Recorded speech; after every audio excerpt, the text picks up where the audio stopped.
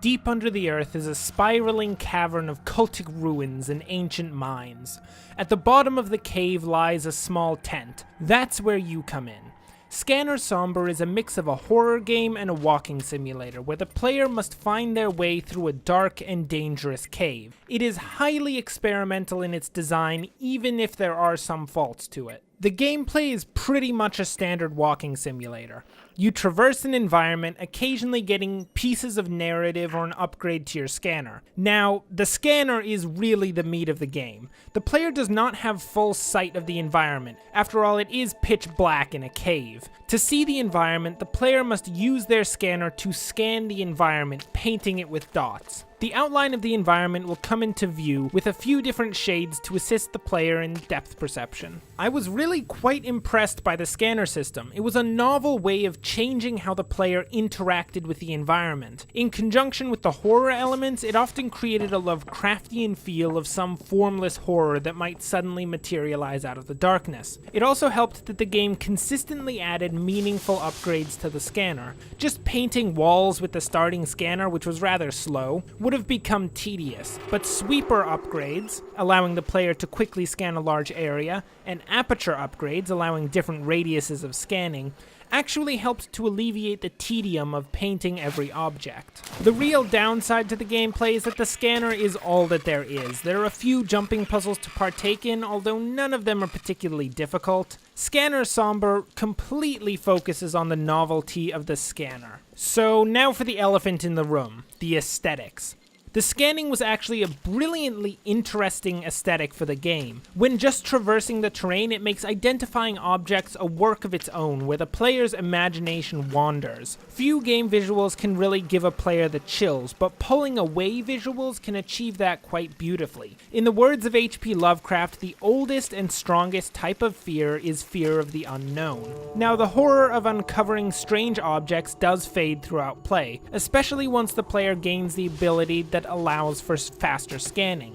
I believe this occurs for a combination of reasons. The first is that the player simply becomes used to the act of discovery. A single action can only remain novel for so long, after all. At the same time, the player traverses through 3 different zones, and quite frankly, they move from the most horror-filled to the least. While the aesthetics near the player are nice, the real views come when the player steps away from the area they have scanned. The environment shifts from red down to a deep blue that brings out all of the detail, allowing for visuals that look almost like a drawn piece of art. A few of those moments were truly breathtaking.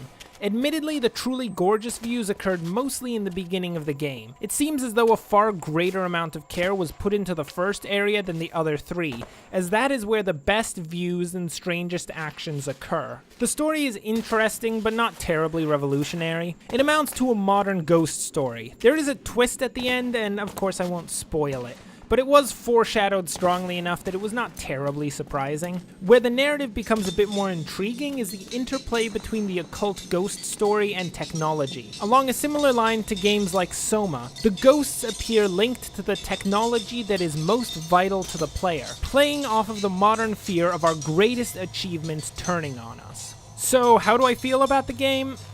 I'm a bit mixed about it. The narrative is okay, but nothing to write home about.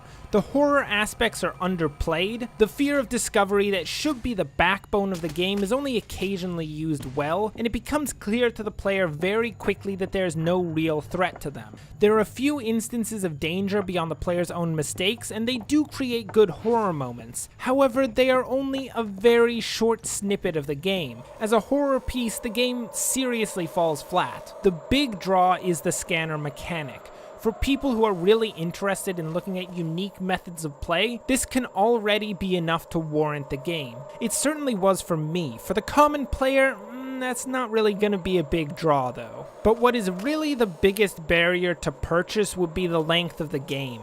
It is only around 2 hours of gameplay for a $12 price tag. While the game is interesting, it certainly does not warrant such a steep price for the common player. I will note that I'm satisfied with having paid that price, mostly because I was interested in the scanning mechanic, but that is unlikely to be the common opinion. At half price, the game is certainly worth it, and I would consider it to be a serious mistake to not give it a try.